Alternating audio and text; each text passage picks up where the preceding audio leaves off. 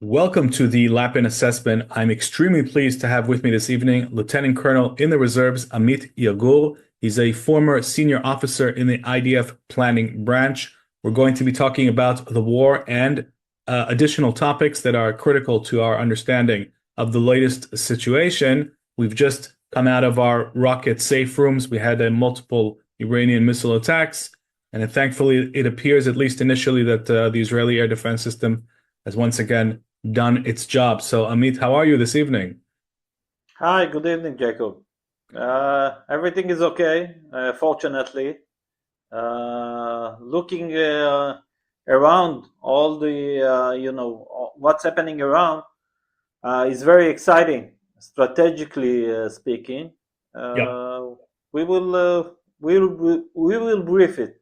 Great. Brief it is exactly what we want to do. So let's get into it. Now, I know that you have a very unique perspective, and one of the things that I think that you bring to the table is a much deeper understanding of the way our adversaries think. Now, because it is so fundamentally alien to the way Western decision makers and the Western public thinks, some have been surprised the IRGC hasn't surrendered, hasn't given up, is continuing to fire, even though it's losing capabilities by the day. It's not even pretending to go for some sort of diplomatic arrangement that could, they could try to deceive President Trump. They don't seem to be willing to even go down that route right now, although we don't know what's going on behind the scenes. What do you think is missing, Amit, from the public perception of the IRGC, of the Shia jihadist fundamentalists that run this organization, and the general mindset that we're dealing with? Why to go the long way to the IRGC? Let's speak about Hamas, for example. Not so Sure. long ago, and even now, Hamas defeated in the, all its capabilities are gone, and still white flag isn't shown, isn't waved at us. This is a part of a vision. We have to understand it. Every time we address the other side, we try to look at it like we judge ourselves. For example, Western thinking, we put a lot of rationalism in its decisions, Yep. and our best perspective is to ourselves. What we would have done if this and that would happen. Hmm. But this is not the correct thinking, I think, in the Middle East. And that's what led Israel throughout the last 20, 30 years or so to the state of mind that led us to the 7th of October. I saw it. I saw it. I was in those departments. I was part of it, actually, at the beginning. Then afterward, I tried to think else, but the majority of people thought in other direction, and that decisions, of course, were made. Uh, what we have to understand while looking at the other side is that the extremist Islamism, which is in this case the Shiites, but it could be even Daesh, ISIS, or other elements, is looking at the world differently.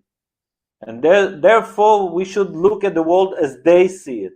For Yep. example, if I take the RGC right now, the expectation was that if such a large force as the US and Israel, which have a lot of military capabilities and technology and everything, so you do your thing, military speaking, but Yep. you try to minimize as much as you could to your arena. What they've done the opposite. Right. They took the minimum and they enlarge it very much. Shooting at the Gulf states. Look, we are speaking at the third Gulf state war. This is the third Gulf war, Right. and when you look at the amounts of rockets and other things that were flown or attacked the Gulf states, it is much more than the one was shot towards Israel. Right. So when we come to think about it, we see that they didn't mean to fight Israel and the US directly. Of course, they have to. They have to, because this is the war. But this is not the logic. The logic that led them is to make it an aerial war, even a world war. Depends on energy and other things. And while they did, they see themselves as not symmetric in their military capabilities. Right. So they have to compensate on it. What do you do to compensate?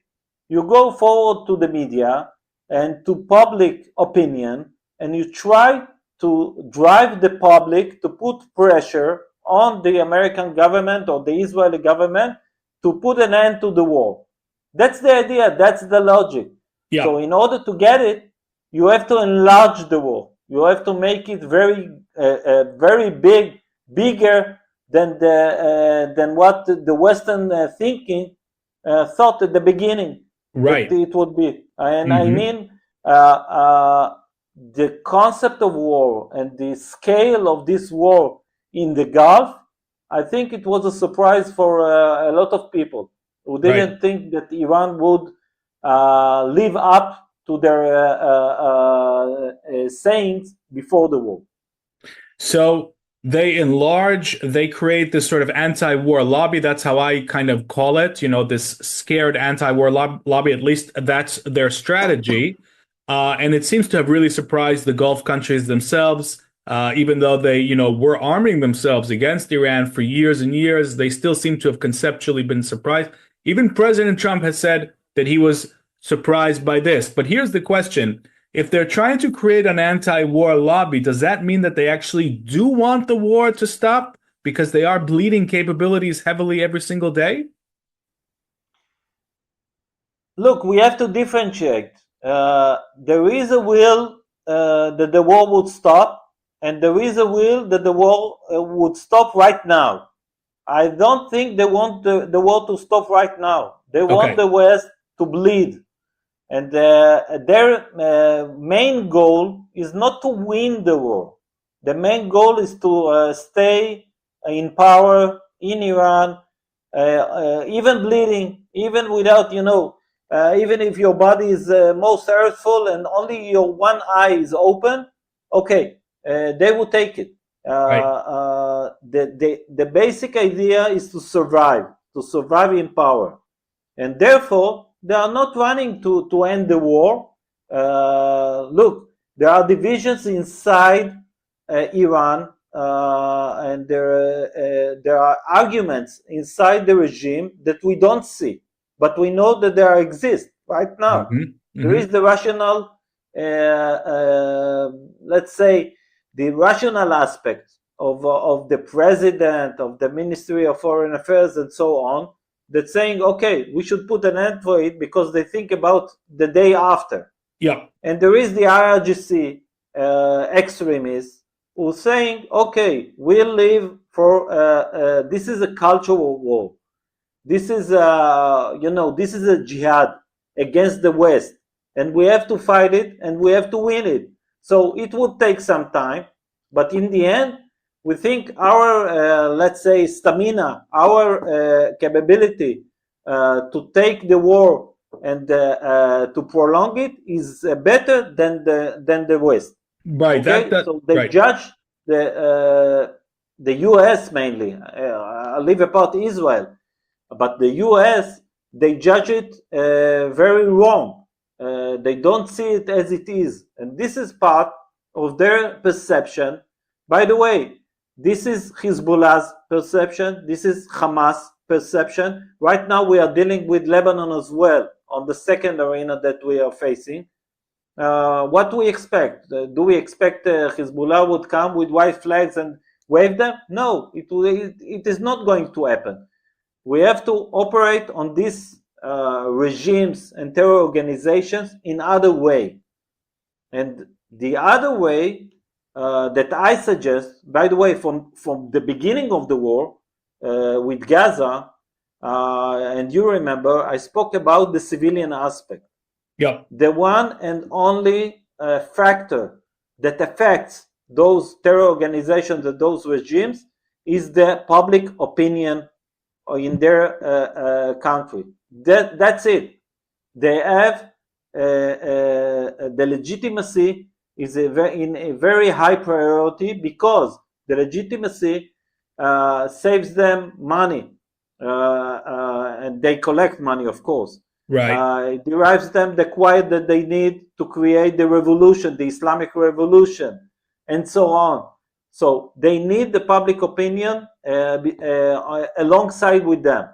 Okay. Once you take the public opinion from them, then start the problems. And what you can see now in Lebanon is something is fascinating, because in the past, Hezbollah had much more legitimacy in the public opinion of the Lebanese people, not only from the Shiites, from Sunnites as well, and even some Maronites, because they said he defends Lebanon better than the Lebanese army. Right now, when he chose, and this war, he chose to open this war, or to join this war, he wouldn't have to. It's not a war that was enforced on him. He decided to do it, and the public sees it, and he doesn't like it. For example, the Shiite population, this is the second time, or if not the third time, that they are driving out of their houses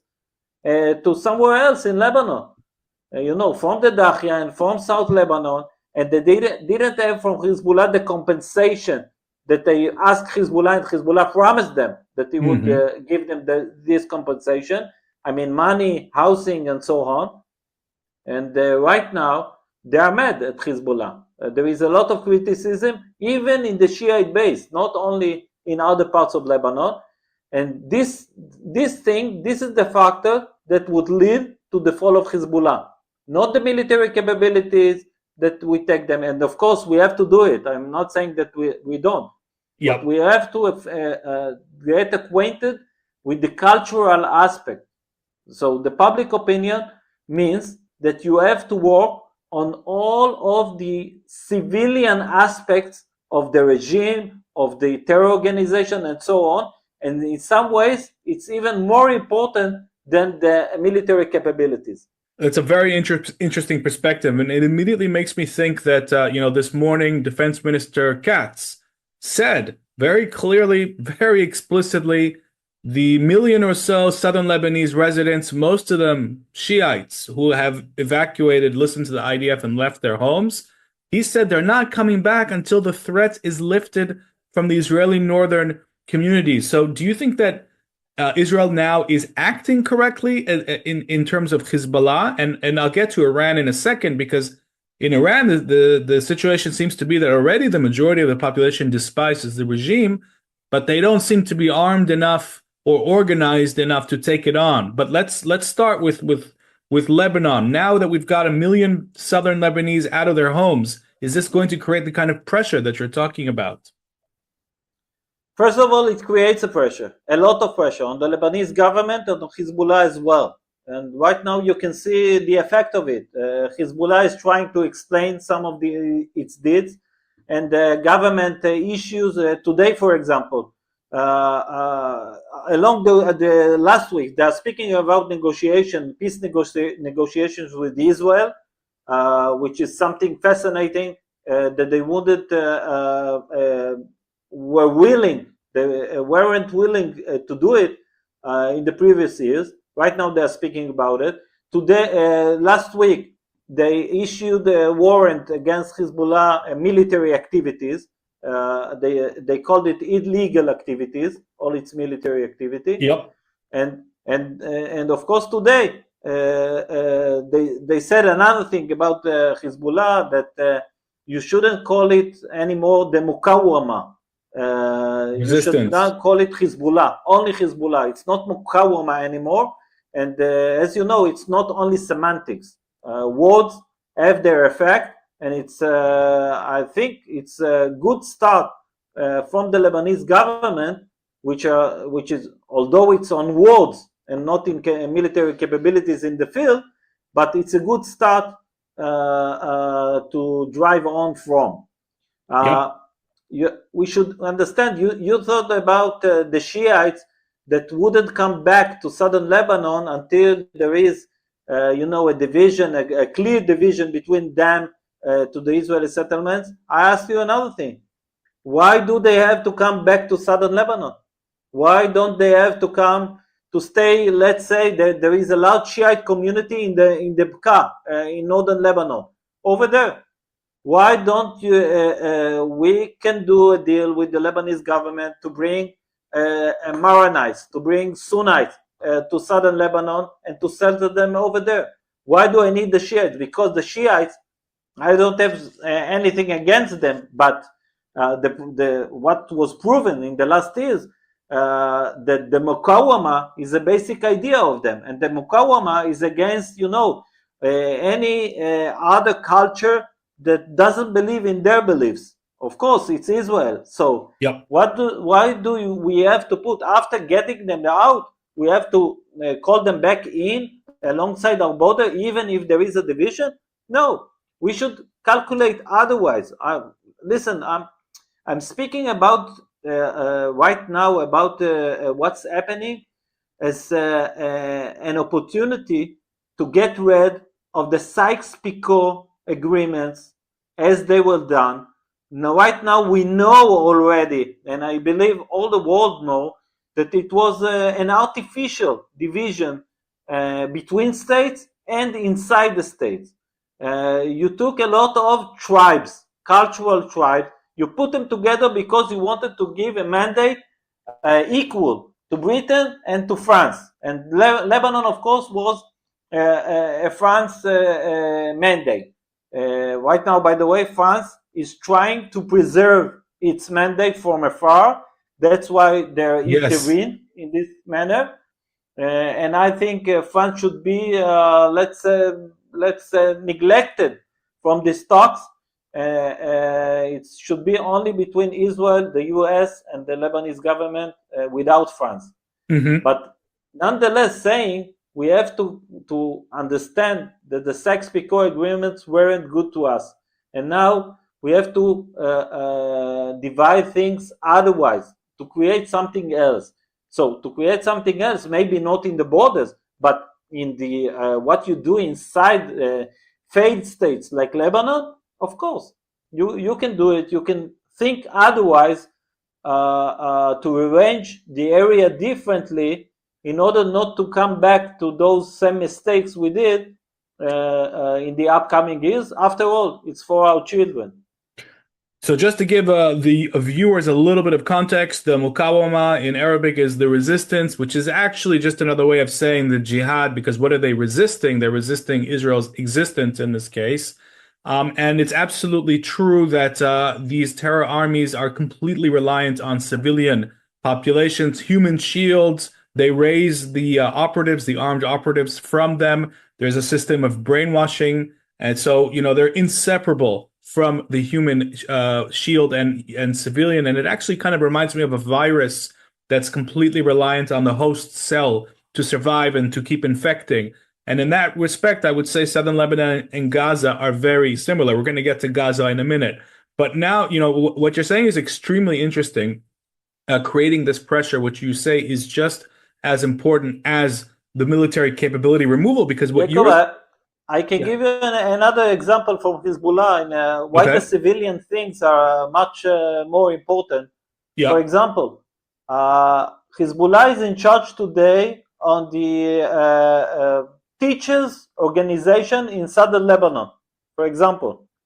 That means he has a good bridge into the education system in Lebanon, especially in southern Lebanon. Hezbollah is also in charge on the youth communas and so on in southern Lebanon. He recruits youngsters from those communas in order to bring it to the organization, to its military operation and so on. So they use the civilian manners in order to preserve the organization. It's not only military capabilities. The military capabilities is the end of the cycle. The cycle starts with civilian.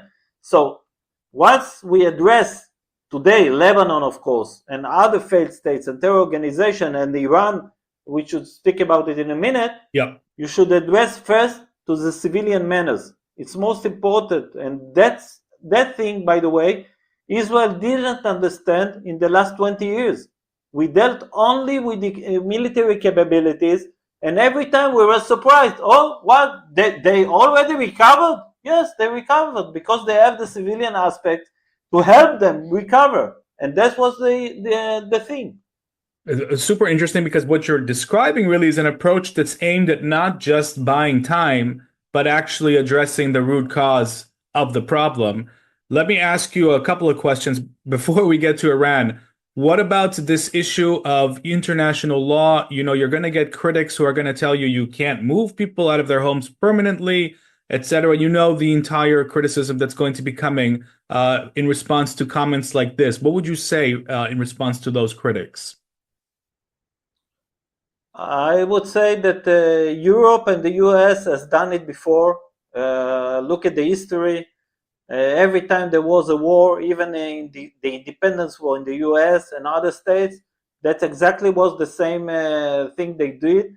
Right now, I'm not speaking about moving population and diminish them and send them to another country. They still gonna live in their country. For example, I just suggesting an idea in order to confront the tribal divisions inside the state. And once the tribal divisions are mixed with the cultural divisions, there is a problem. There is a problem, and this problem is not going away. So once you take it more kilometers far from you, I think it would be better. And to those houses, by the way, it's not an area you are going to conquer. It's an area which is going to be housed by Lebanese population. For example, the Sunnites and others. I'm speaking about those who believe in the element of resistance. Yes. The element of resistance cannot live side by side with Israel. Not Hamas, not other parts. This we cannot, after the 7th of October, I think this is the main lesson we learn.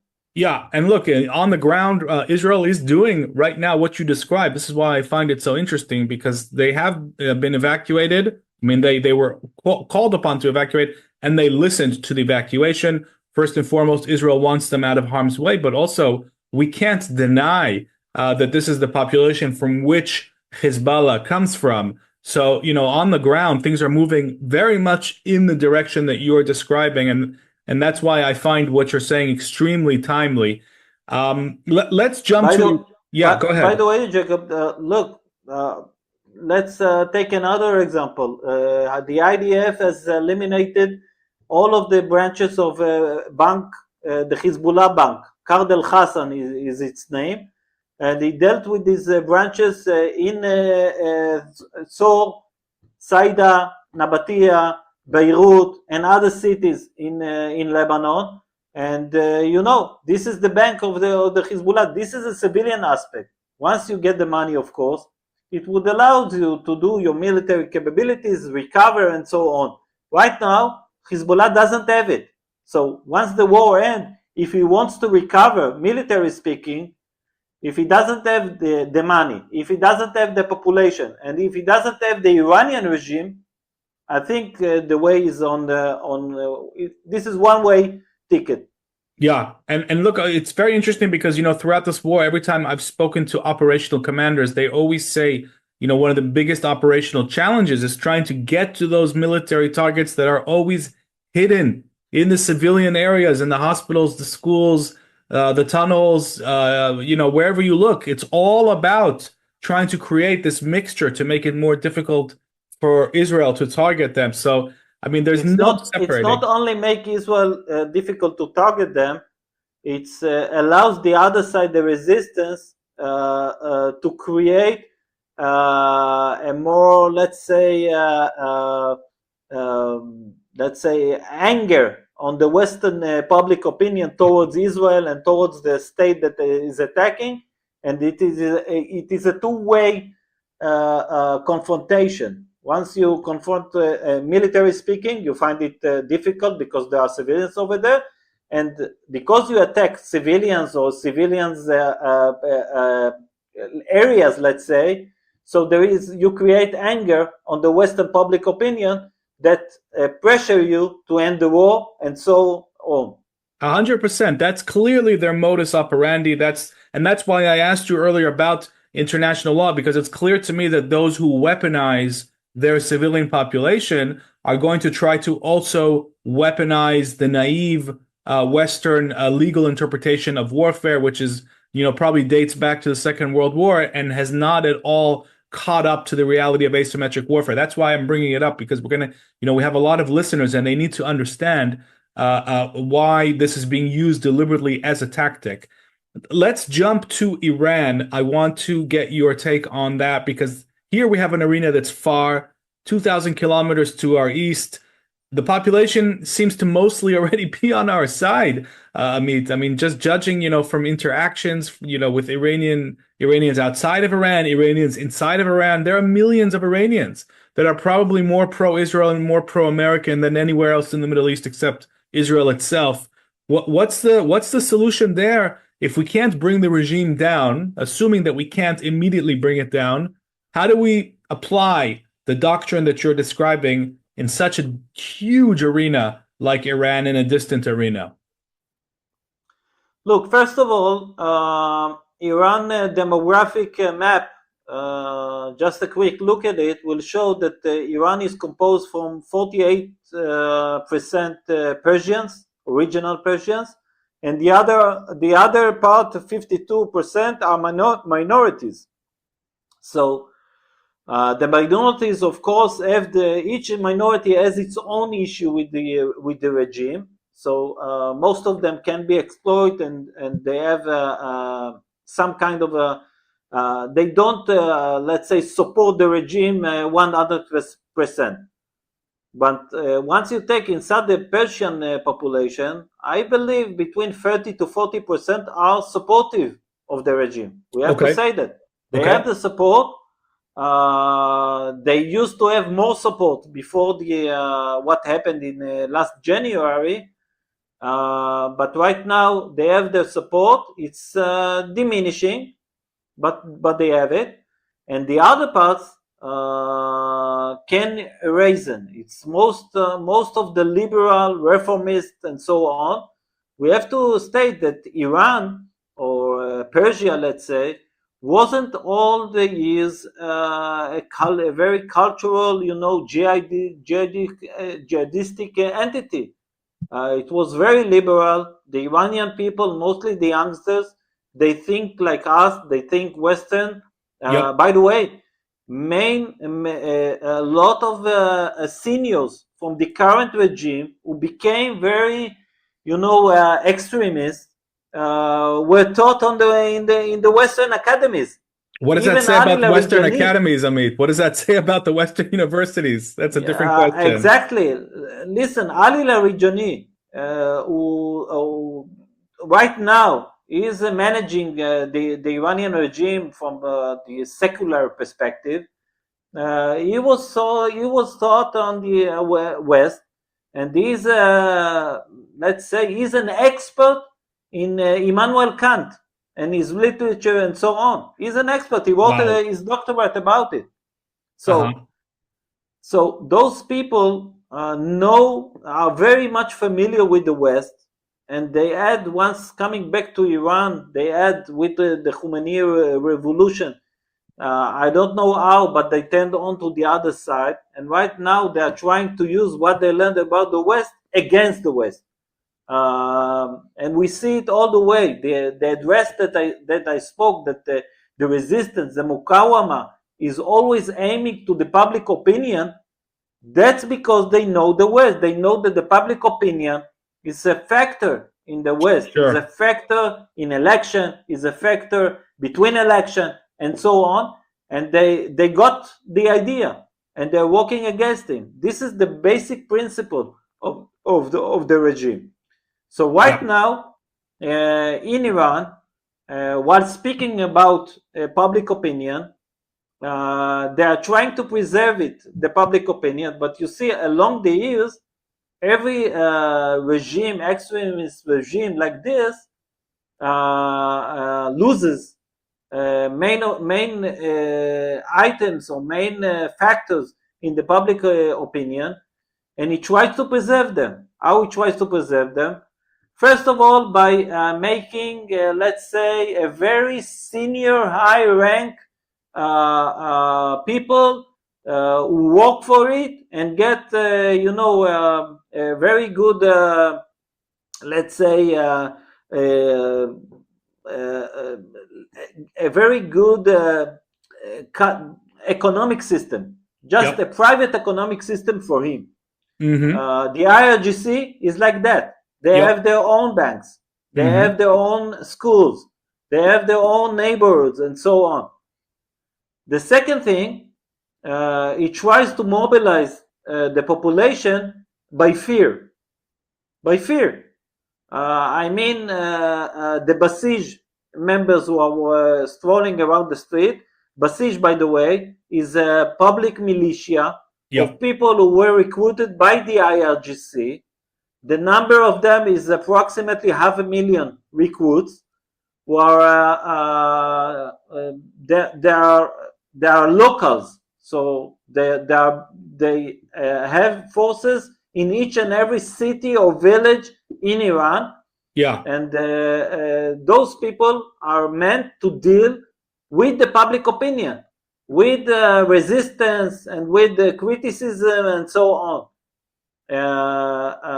So this is the way of the regime. Once they, let's say, get a hand of someone who they think they did something, there are two possibilities: either to kill him, or the other thing is to arrest him and getting him to the let's say to in front of court.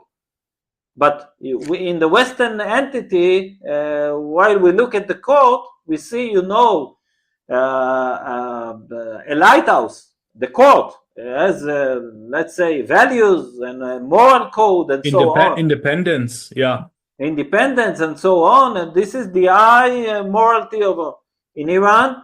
The court is something else. A court is another leg of the regime that allows him to preserve its control and staying in power.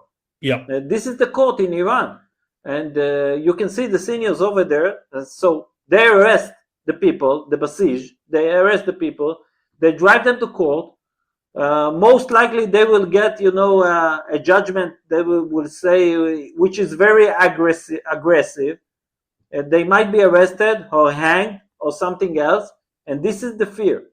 That's what's happening in Iran right now. That's why I think, by the way, that all of the courts in Iran should be damaged as well in this area, and not only the military capabilities. That's my opinion. I wrote a column about it, but that's I think what we have to do, because this is another hand of the regime, a strong hand, by the way, and the people fear from it. They fear of the Basij in the streets, and they fear of court.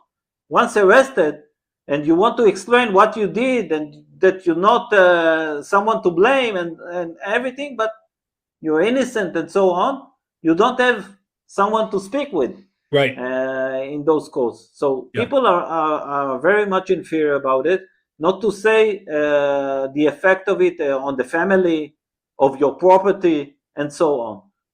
Absolutely. So it sounds terrifying. So now you take this fear and you add to it the economic state in Iran, which is very bad. Once we are in a military war, we forget that not only a month and a half ago, we spoke about a very low economic situation in Iran, very, very low. The people don't have water, don't have electricity. The inflation is sky high rocking. So they don't know what to do, and that's what derived, by the way, what the riots that we see in the beginning of January. So those riots came even from the bazaar merchants that they were in the past years the base of support of this regime, and now they left it and joined the riots. So once you take everything I said, the bazaar, the fear, the economic situation, and you put everything together, I think that once you took from the regime his military capabilities, and mainly the Basij forces and the IRGC, the people will feel that it's safer for them to get out of their houses and to make, let's say, resistance to this regime in order to take over. And I think it's very close. By the way, it's not only the people. I think once we're speaking about them, the people got help in many other ways. And you are right about one fact that you stated.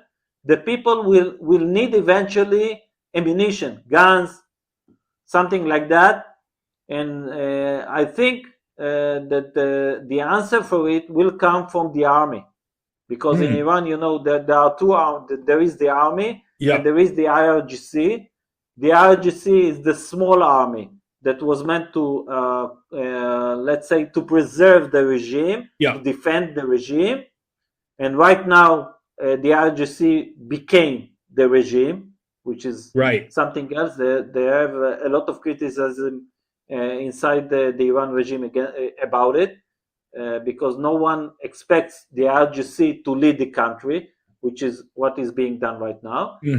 They have the military. This is in Persian, it's called the Artesh. The Artesh is the military, and the military, in some kind of a way, can decide, okay, I'm joining the resistance, and I'm joining the protesters, and over there we can see the change.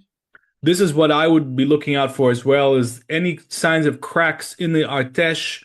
If anyone's going to turn against the regime, I would put them as the first suspect, even though I've heard that their leaders have been purged regularly to make sure that they're ideologically committed to the so-called Islamic Revolution. I'm sure that there are enough mid-ranking officers and soldiers, and it's mandatory service, if I'm not wrong. So I think there are plenty of armed men in the Artesh that don't really want to be there. So if anywhere, I would look there for sure. And that's, you know, I keep thinking, who's going to take on these numbers? Basij, you say 500,000. Some people have even said higher, but either way, it's a huge force. So we really need a lot of guns in the hands of the opposition to take them on. So I very much hope that it does come from the army, because if it comes from the army, that would probably be the fastest breakthrough, rather than relying on smuggling weapons, you know, from outside of Iran's borders or the Iranian Kurds. So certainly you've laid out a game plan for destabilizing the regime, and we see the Israeli Air Force is absolutely bombing every Basij headquarters that it can. We'll have to watch this space. I personally, by the way, just to put it out there, my primary concern is, first of all, freezing the existential threats, the missile program. But of course, the ultimate goal is to see that evil regime fall. That would be the ultimate strategic goal, no question about that. I have two remarks about what you said. Of course, you're right in every word you said, but look, there is something which is called human nature. Human nature, once it sees the one that was the strongest until now starting to lose its strength, they leave it. They leave it. You can see it in every society, in every group of children, by the way. This is human nature. So I think right now you can see that the Basij that are along the streets are trying to hide. They are running. They are not always do their mission. You can see about the IRGC, the people who are shooting the missiles, the ballistic missiles towards Israel and towards the Gulf state. They refuse commands. or not driving, the car and desert it. It's not the car; it's the truck, the large truck, Yep. and desert it because they're afraid to lose their life. So human nature, once you see the breakdown of the regime, and once you see a lot of people who are going towards a crowd which runs towards you, you start to run too, and maybe you're saying, okay, if I can't beat them, I will join them. I have a family to preserve. I have my money. I want to save my life and so on. And now this is a different ballgame. So I think the situation right now, it's not the situation to judge upon it. You have to wait. Once we see the crowd, we can see a lot of people in the streets like we saw in last January, and I think this time some of the armed elements in the regime will join them. Will join them in order to preserve themselves and their families. Sure.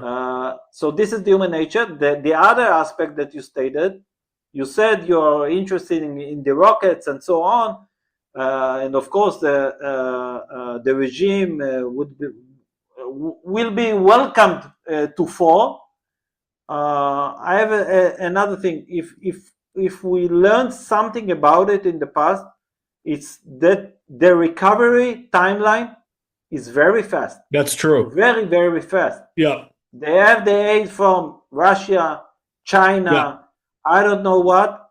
They have the oil inside Iran, and they can recover pretty much. And once if they stay in power, they will be more powerful than in the past.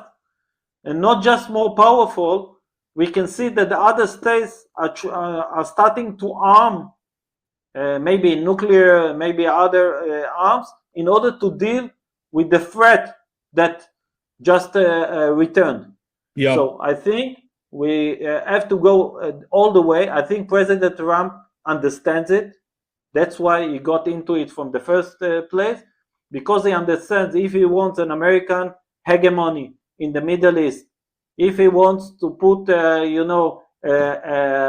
wall in the face of China and Russia in this area, and not just in this area, he has to be, let's say, I called it Pax Americana Stein, Pax Americana 2. The American hegemony is coming back to the Middle East. If the regime in Iran stays, he will dig tunnels, not just physically, in this doctrine and in what allowed the US to create the new arrangement in this area. So I believe we should go the whole way. This is once in a lifetime opportunity. And it's interesting, when you mentioned the recovery, they built 1,000 missiles between the end of the June war and on the eve of this war. That's an enormous production rate. And I think it surprised many people. It certainly surprised me. I did not think that they were building 1,000 missiles between the 23rd of June, 2025 and February 28th of this year. So by the way, Jacob, take Hamas, for example. Yeah. Our small enemy in Gaza. Once it's on the Mukawama, on the same page with Iran, look at the timeline recovery of theirs. Every 2 years, 3 years, we did an operation which said we eliminated its capabilities and so on and so on. Let's say we were right and we dealt with its capabilities. The timeline, the recovery timeline, is very fast, because you do dual materials. You have the money to put it. You don't make any investment that you need in your population, in civilian infrastructure and so on. You put all your mind and all your efforts into the military capabilities, and in 2 years you come back as an equal and even stronger enemy. So that's why I believe we should right now go the long way, and we have once in a lifetime opportunity. I don't think we have another opportunity like that. Let's remember that President Trump will eventually finish his term, and once he's finished his term, and when I look at the U.S. and what's happening over there in the public opinion regarding Israel, we have to address it. We have to deal with it. So we have to exploit this time or this period of time in order to achieve, as I said, it's for our children. I couldn't agree with you more about that. I think this is definitely a very special window of opportunity. And you mentioned Gaza. So two questions left. First of all is about Gaza. You and I have spoken a lot about Gaza. I've interviewed you for articles that we published in JNS, and you had very unique perspectives. What do you think about the current situation? Right now, it all seems to be on ice. It's frozen, with these other two arenas taking the priority of our attention, our resources. Where should we be going on Gaza later on this year? Look, there are a lot of sayings about Gaza, like there were a lot of sayings about Iran. There is one opinion that say, okay, Hamas is there to stay, we didn't succeed in eliminating it, and so on. There is the other thing, or the other aspect, the other approach that I suggest, of course, that if we get with Iran the long way, and with Hezbollah the long way, Hamas wouldn't stay. I think the one element which is here to stay is the US. And this is the one factor changed. The US is going to build, I believe that Jared Kushner's program, which he presented in nice presentation and so on, is not an imaginary one. I think it can be implemented, and I think the US is here to stay, even to build a military base.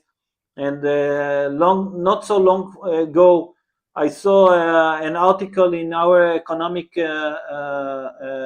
press that said that the US is going to, let's say, rent a large area in southern Israel and to put their, energy and so on. Look, the US is here to stay in the Middle East and in Israel. Once the US is here to stay, Hamas can't stay, because Hamas is the stabilizer of the area, and the Mukawama and the resistance cannot stay alongside with the US. And therefore, I think that right now we are dealing with Iran and so on. We will come back to Hamas, and this time it will be much easier or to eliminate it, or to take his seniors abroad. My vision is to do to Hamas what we did to Yasser Arafat in Beirut, 1982. All of the PLO people went aboard ships and took off, and I think this is the right approach, if not, to conquer its territory.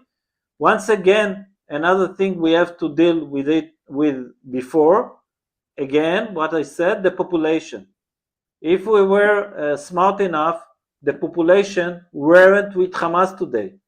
If we would address the population, let's say 2 years ago, alongside with the military campaign, we do a civilian campaign, which means take out the population from Hamas, put it in a special area, give them food, give them housing, what you can, but take the population out of Hamas. This is its main power, and we have to deal with it. Once we go back to Gaza, we have to take the population out of there, to bring it to Rafah. The US is going to build a new city, the third city it's called, in Rafah. And once you take the population out of Hamas, you take out of him taxes, legitimacy, and every aspect of hegemony, respect, and so on. And now you will feel, very lost and not needed. So what you do in this case? You stay with yourself. So I think it would lead them to think, at least some of the people over there, that they have to live and finish this chapter in the organization life. And I know that you've been calling for that, and it makes a lot of strategic sense. But do you think that the U.S. is really going to be here in the long term? If, let's say, you did say that we have a once in a lifetime opportunity with President Trump. Let's say he's replaced by progressive Democrats. There is the danger that they could do a total 180 degrees, no? Yeah, but you're right. But once you put, boots on the ground, I don't mean by military Right. soldiers. That would be, maybe it would be also, but I don't mean military soldiers. I mean boots on the ground in the manner of buildings, in the manner of U.S. investments, of people with money in the U.S. that would invest in Gaza. And all of this is connected to the IMEC architecture that you want to do from India through Saudi Arabia over to Jordan and Israel. Yep. Once you do that, and people which would start investing in this area, and you start to see one building, two buildings, three buildings, now it would become very difficult for the next president to tell them, hey, I if someone like, I don't know, just making a name, Jeff Bezos, right. will want to invest, and this government will ask him to invest, and he will go and say, yes, I invest, and try, and his money is over there. The next government would find it very difficult to come to him and say, hey, we regret on what we did. We told you wrongly. Take out your money from them. Right. It wouldn't work. So we have to exploit this period of time, this window, not only for the military campaign, but to build the opportunity, the road of opportunity towards the future. I'm always saying there is the line of threats, and there is the line of opportunities. Once we finish with the line of threats, we should start immediately with the line of opportunity. Let's start. We're speaking about Lebanon nowadays, Saudi Arabia maybe, next one Gaza. I'm optimistic. Yeah, well, this is a fascinating strategy. By the way, as we speak, not here in Rehovot, but in the neighboring cities, the sirens are going off. I don't know where you are located right now, Amit, but constant reminder I'm in the north, so I don't hear the sirens right now. Yeah. I hope that you're sitting in a safe room because you guys are getting a lot more than we are in the center. Final question. You said that, when you were in the various IDF departments that you were exposed to, the deep misconception. And I'm wondering whether you see a change. Do you see a change now in our military and our senior officer brass, and also, the lower ranking operational commanders who never really seemed to be in the misconception, the conceptia as we call it, but seemed to have really been a problem with the higher ranking officers. Do you see a transformation, a different way of thinking? I'll be blunt. First of all, on the military capabilities, the low rank people, I see a lot of lessons learned, and you can see it along the way throughout the war. It's very fascinating, and I believe over there they learned a lot, and they are implementing it as we speak. On the high rank, I think the answer to your question is no. I think the conception is still there. Once I see, even the U.S. Army speaks in this manner. Once you see, we obliterated 5,000 targets a day. We have taken off 60 ships and so on. That's okay. That's good. That should be done. I'm not saying that not, but okay. Once you judge a military campaign of the 21st century against the resistance, against the Mokawama, which is very cultural, once you speak about a scale in numbers, that means that you didn't understand the other side. It doesn't affect the other side. Wow. Interesting. It doesn't affect the thinking of the other. Of course, it affects it. He cannot do that. He cannot do that. Affects it. But as I said, I don't expect the other side in the Middle East to put a white flag and wave it. Okay, this is a change in its thinking. It won't change, and therefore I think that you should take out military capabilities out of it, but you should judge your military campaign not in numbers and not in in scale. You should speak about fear. You should speak about legitimacy. You should speak about finance. You should speak about you should speak about education. You should speak about, I don't know, everything that even municipal services. All these things are the main, let's say, origins of power of the Muqawama and the regime and the terrorist organization. Once, even if they stay with 2 rifles, 3 Kalashnikovs and 3 guns, and they will come out with one eye saying, okay, we succeeded, we stayed, we even won the war, and immediately they will start using those civilian aspects in order to recover.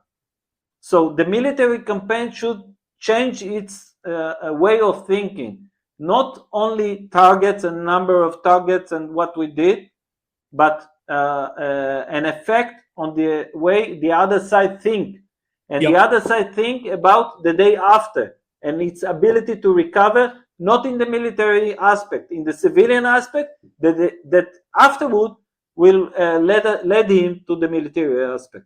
Yeah, that really seems to be, I would call it a grand strategy for defeating jihadist entities, whether they're states or non-state actors. And I think that that's a very coherent and powerful a doctrine that you're sketching out here. So, Amit Yagur, thank you so much for taking part in this podcast. I have no doubt that our listeners and viewers will take a lot from this, and I encourage all of you to share this post because we need to get these perspectives out there to the world. It's critically important to do that. So, Amit, thank you once again, and I look forward to hosting you on the Lapin Assessment sooner rather than later.